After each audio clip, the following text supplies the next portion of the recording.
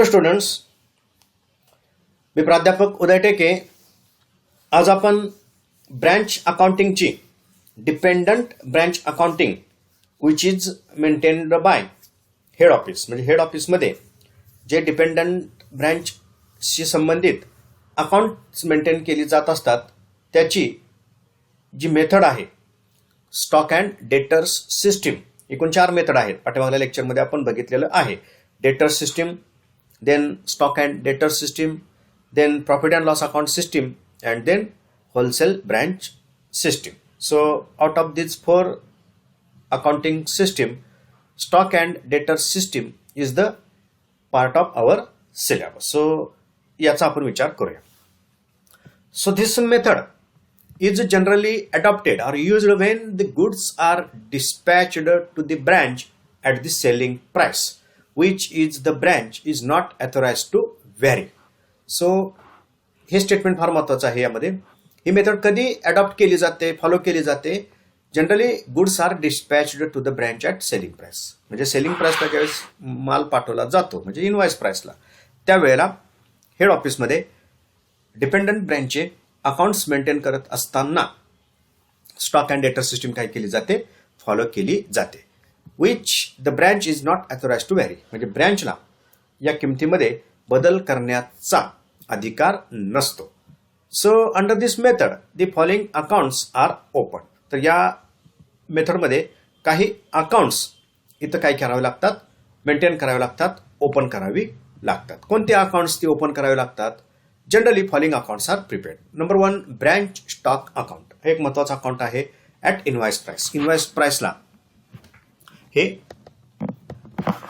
Account maintain करावं लागतं. Then adjustment account असतं फॉर कॅल्क्युलेशन ऑफ और cancellation of loading that is profit element in the invoice price that is selling price. Then branch profit and loss account to calculate the final profit of particular branch. Then branch debtors to calculate the credit sales or collection from debtors or calculation of opening as well as closing balance of debtors हे account maintain केलं जातं. Then to branch expenses to calculate the whole expenses of particular branch expenses account maintain केलं जातं. Stock reserve जो loading element आहे त्यासाठी हे stock reserve account maintain केलं जातं. ॲज वेल ॲज अजून काही अकाउंट एक्झाम्पलचा विचार करून मेंटेन केली जाऊ शकतात.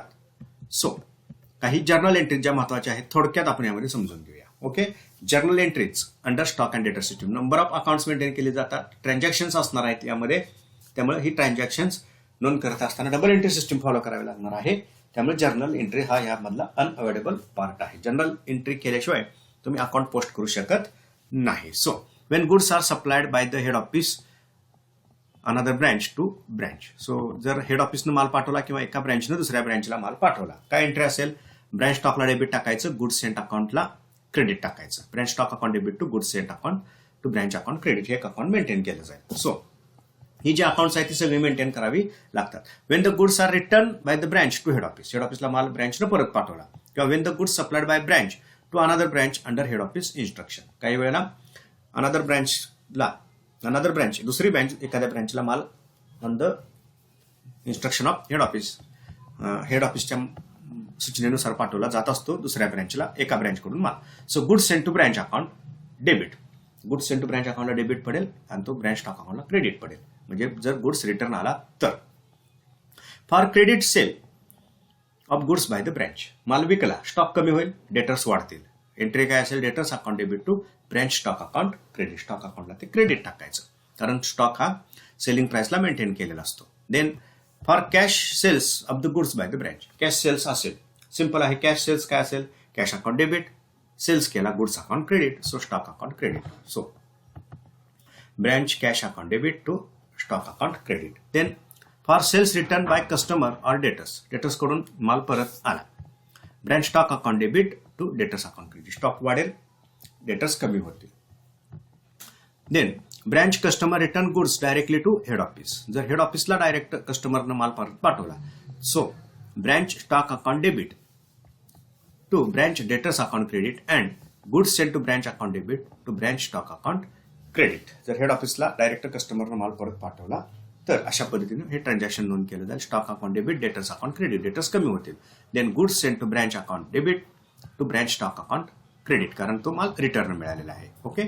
So for bad debts return of discount and allowances allowed to customer. जर डिस्काउंट वगैरे बॅड डेब्ट्स राईट ऑफ केलेले असतील कस्टमरला तर profit and loss account debit to debtors account credit. हा लॉस असल्यामुळे डायरेक्ट प्रॉफिट अँड लॉस अकाउंटला debit पडून डेटर्सना हे डिस्काउंट वगैरे दिलेले आहेत त्यामुळे डेटर्स क्रेडिट पडेल. Then to record abnormal loss of stock due to abnormal factor such as fire, flood, theft, accident, poor packaging etcetera. जे ॲबनॉर्मल लॉस आहे त्याचं रेकॉर्डिंग कसं होईल? Branch adjustment account debit, branch profit and loss account debit to branch stock account credit. Loss झाल्यामुळे stock कमी होईल, दोन account debit पडतील, ॲडजस्टमेंट अकाउंट डेबिट पडेल. लोडिंग एलिमेंट जो असतो प्रॉफिट एलिमेंटनं आणि जो कॉस्ट एलिमेंट आहे त्या स्टॉकचा तो प्रॉफिट अँड लॉस अकाउंटला डेबिट पडेल. हे कसं कॅल्क्युलेट करायचं त्याचं एक मॅथमॅटिकल इक्वेशन असतं प्रॉब्लेम सॉल्व्ह करताना आपण ते बघू. सो जो लोडिंग एलिमेंट आहे म्हणजे प्रॉफिट एलिमेंट जो आहे तो ॲडजस्टमेंटला डेबिट होईल आणि cost element profit and loss अकाउंटला डेबिट होईल आणि स्टॉक अकाउंटला ते क्रेडिट होईल, कारण स्टॉक हे इनवॉइस प्राइसनं मेंटेन केलेलं असतं. To record normal loss of stock due to the inherent quality of the product such as evaporation etcetera. जे नॉर्मल लॉस आहे जो अवॉइड करता येत नाही, जे प्रॉडक्टचं नेचर असतं, स्टॉकचं नेचर असतं, त्यामुळं हा नॉर्मल लॉस होत असतो. सो ब्रँच ॲडजस्टमेंटला ती अमाऊंट फुल डेबिट टाकायची, स्टॉक अकाउंटला क्रेडिट पडेल.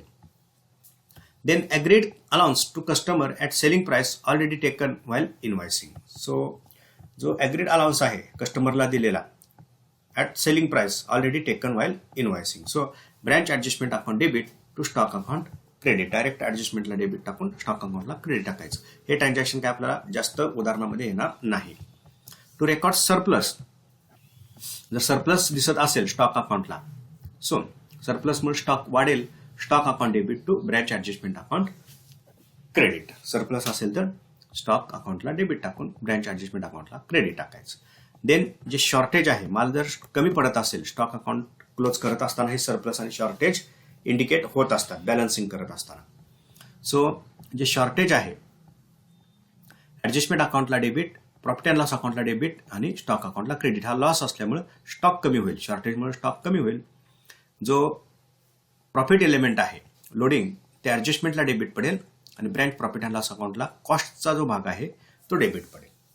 Then when goods supplied by the head office but not received by the branch. Head ऑफिसनं माल पाठवलेला आहे but not received by the branch, ब्रँचला तो माल पोचलेला नाही, मिळालेला नाही. Then entry goods in transit, तो गुड्स इन ट्रान्झिट दिसेल आणि ब्रँच अकाउंटला, ब्रँच स्टॉक अकाउंटला तो क्रेडिट दिसेल.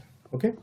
Then if local purchase is made by the branch with instruction of head office. जर ब्रँचनं हेड ऑफिसच्या इन्स्ट्रक्शननं, हेड ऑफिसच्या परमिशननं जर स्वतः परचेस केलेले असेल माल तर त्याची एंट्री काय असेल?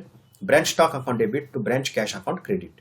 स्टॉक वाढेल, कॅश कमी होईल परचेसेसमुळे.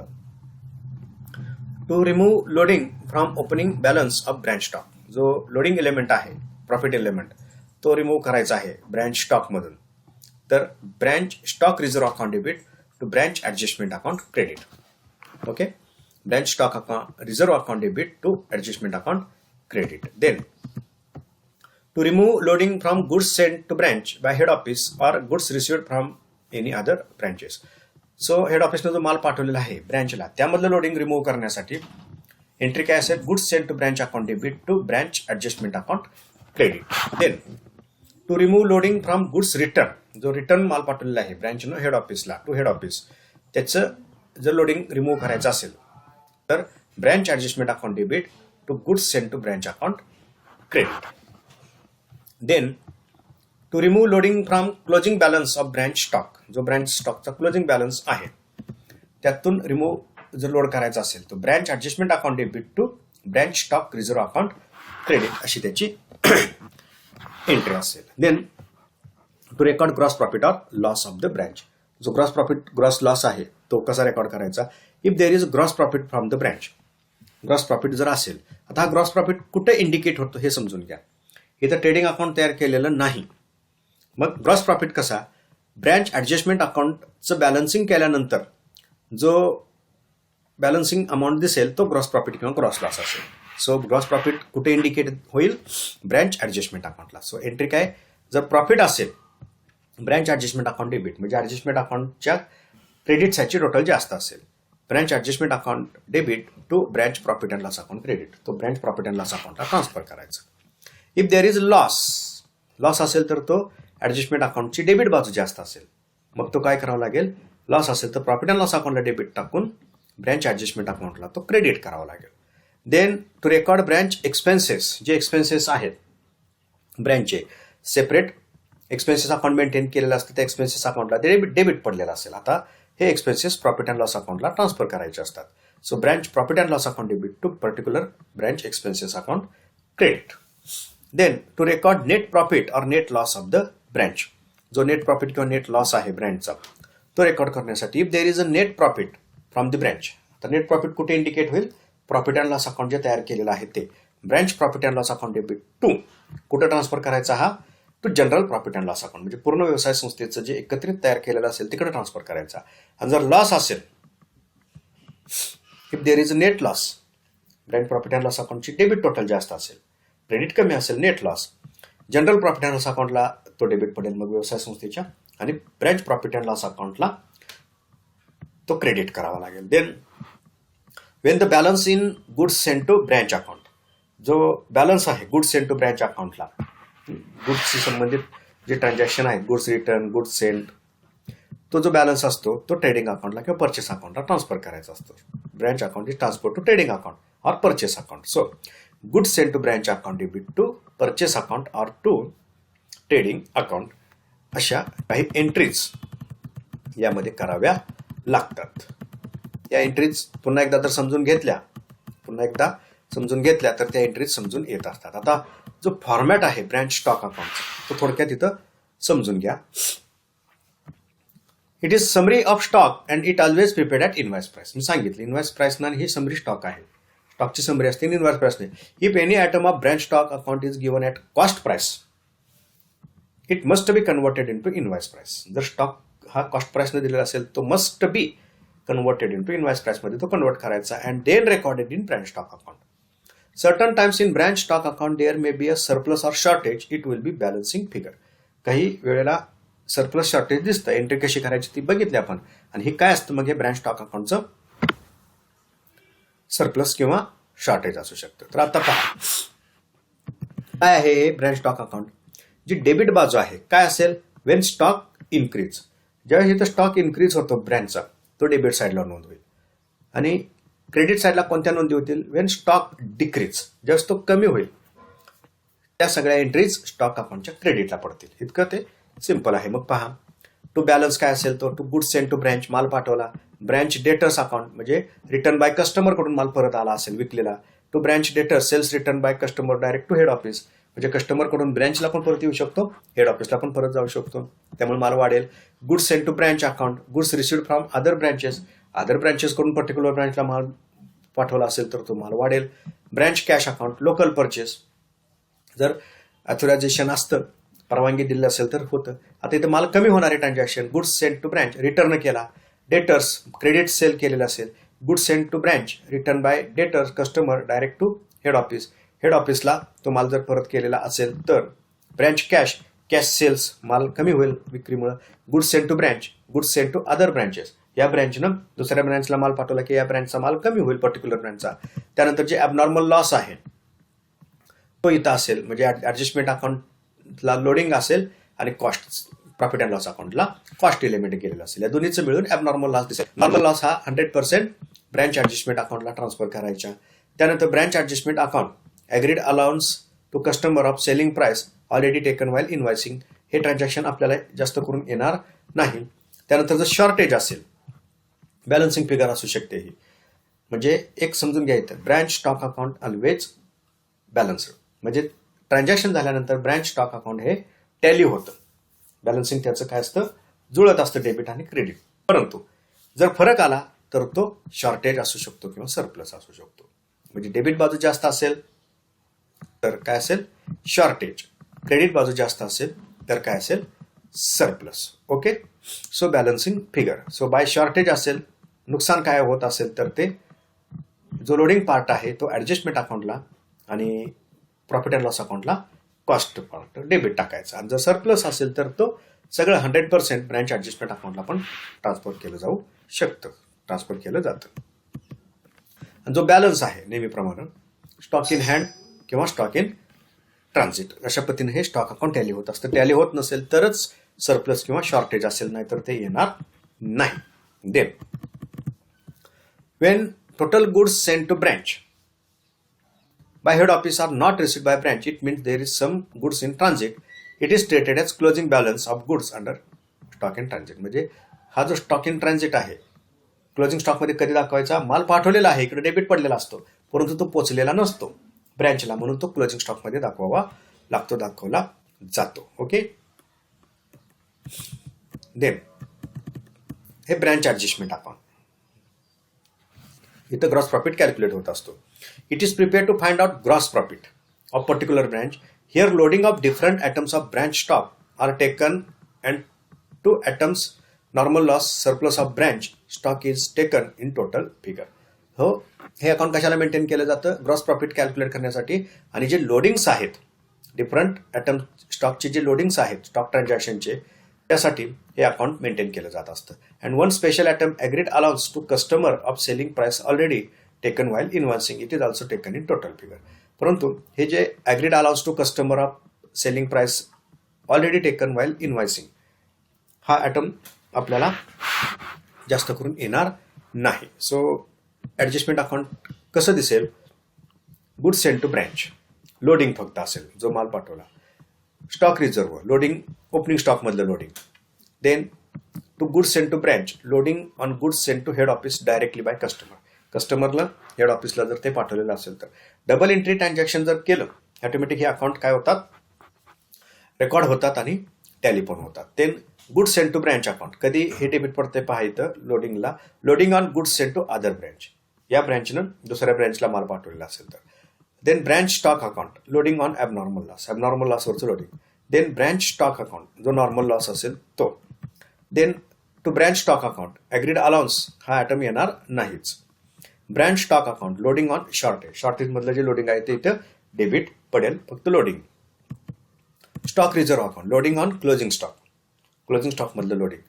आणि प्रॉफिट अँड लॉस अकाउंट, जो ग्रॉस प्रॉफिट असेल तर इथं क्रेडिट बाजू जास्त आली तर. क्रेडिटला काय असेल? स्टॉक रिझर्व, ओपनिंग स्टॉक मधलं loading. Then goods sent to branch, loading on goods sent to branch by head office, head ऑफिसनं जो ब्रँचला माल पाठवला त्यावरचं loading. Then goods sent to branch, loading on goods received from other branches, इतर branches कडून माल मिळाले असेल तर त्यावरचं लोडिंग. ब्रँच स्टॉक, जो सरप्लस असेल तर. अशा पद्धतीने हे अकाउंट काय केलं जातं? मेंटेन केलं जातं. आणि जर डेबिट बाजू जास्त असेल तर लॉस असेल तो क्रेडिट साईडला नोंद केला जाईल, प्रॉफिट अँड लॉस अकाउंटला डेबिट टाकला जाईल. वर आपण एंट्रीज बघितलेल्या आहेत. हे branch profit and loss account format, simple format. इथं क्रेडिट साईडला काय असेल? ग्रॉस प्रॉफिट येईल. इन्शुरन्स कंपनी अकाउंट, इन्शुरन्स जर लॉस वगैरे इन्शुरन्स कंपनीकडून मिळालेला असेल तर. डेबिटला काय असेल? ॲडजस्टमेंट अकाउंट, लॉस असेल तर. Branch stock account, cost portion of abnormal loss. Branch stock account, cost portion of shortage. Then branch debtors, bad debt discount वगैरे जर दिलेले असतील तर direct profit and loss account येतात. त्यानंतर जे एक्सपेन्सेस आहेत, एक्सपेन्सेस अकाउंट तिकडे डेबिट पडलेलं असतं, ते क्लोज होईल आणि सगळे एक्सपेन्सेस प्रॉफिट अँड लॉस अकाउंटला डेबिट पडते. ब्रँच एक्सपेन्सेस कोणतेही असतील ते, salary, wedges, expenses account maintain केलं जाऊन सगळे एक्सपेन्सेस इथं ट्रान्सफर होतील. जर डेप्रिशिएशन आहे फिक्स्ड असेटवरचं आणि ही बाजू जर जास्त आली म्हणजे क्रेडिट, तर प्रॉफिट तो प्रॉफिट अँड लॉस अकाउंटला ट्रान्सफर होईल.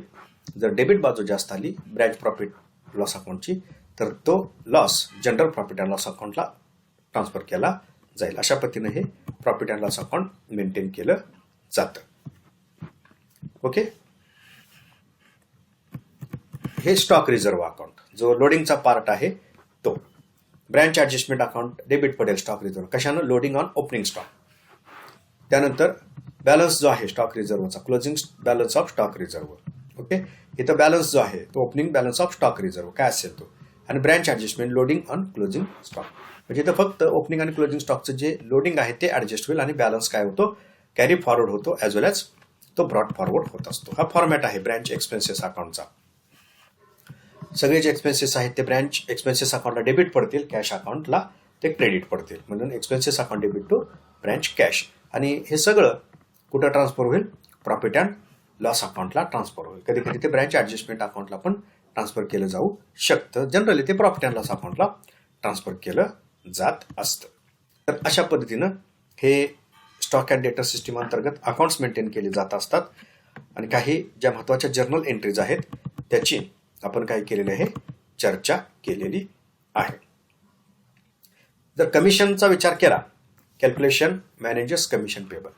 जर मॅनेजरला कमिशन द्यायचं असेल, जनरली हे पण ट्रान्झॅक्शन TYB कॉममध्ये जास्त येत नाही, तरी पण कमिशनची कन्सेप्ट आणि ते कॅल्क्युलेशन कसं केलं जातं ते पाहू. In case if manager is allowed commission on the net profit before charging such commission. म्हणजे कमिशन चार्ज करण्याच्या अगोदरचा जो नेट प्रॉफिट आहे त्याच्यावर जर कमिशन द्यायचं असेल तर ते कमिशन कसं कॅल्क्युलेट केलं जाईल? Net profit before charging such commission तो विचारात घेतला जाईल. आणि मल्टिप्लाय ह्या फ्रॅक्शन पर्सेंटेज ऑफ कमिशन म्हणजे 100 डिवाइड केलं जाईल आणि पर्सेंटेजनं कमिशनच्या पर्सेंटेजनं मल्टिप्लाय केलं जाईल. केस जी 2 आहे, if manager is allowed commission on net profit after charging such commission. After charging such commission जो नेट प्रॉफिट आहे त्याच्यावर कमिशन द्यायचं असेल तर ते कसं केलं जाईल? Commission is equal to net profit before charging such commission divided by 100 plus rate of commission. Divided by 100 plus rate of commission. म्हणजे हा जो नेट प्रॉफिट आहे तो कसा आहे? कमिशन सह नेट प्रॉफिट आहे. म्हणून 100 plus rate of commission into percentage of commission. Automatically after charging commission जो नेट प्रॉफिट येतो त्याच्या पर्सेंटेजमध्येच हे कमिशन कॅल्क्युलेट दिसेल. So calculation of net profit before charging such commission, sum of credit side minus all items of debit side. म्हणजे profit and loss अकाउंटचे सगळे debit साइडचे item minus करायचे. कशामधून? क्रेडिट साइडची जी टोटल आहे त्याच्यामधून ते काय करायचे? मायनस करायचे. तर अशा पद्धतीनं या stock and debtor system through काय केले जातात? अकाउंट्स मेंटेन केली जात असतात. 1-2 उदाहरण आपण चर्चेला घेऊ, त्यामधून ही सिस्टीम नेमकी कशी ऑपरेट होते, कशी अकाउंट्स मेंटेन केली जातात हे लक्षात येईल.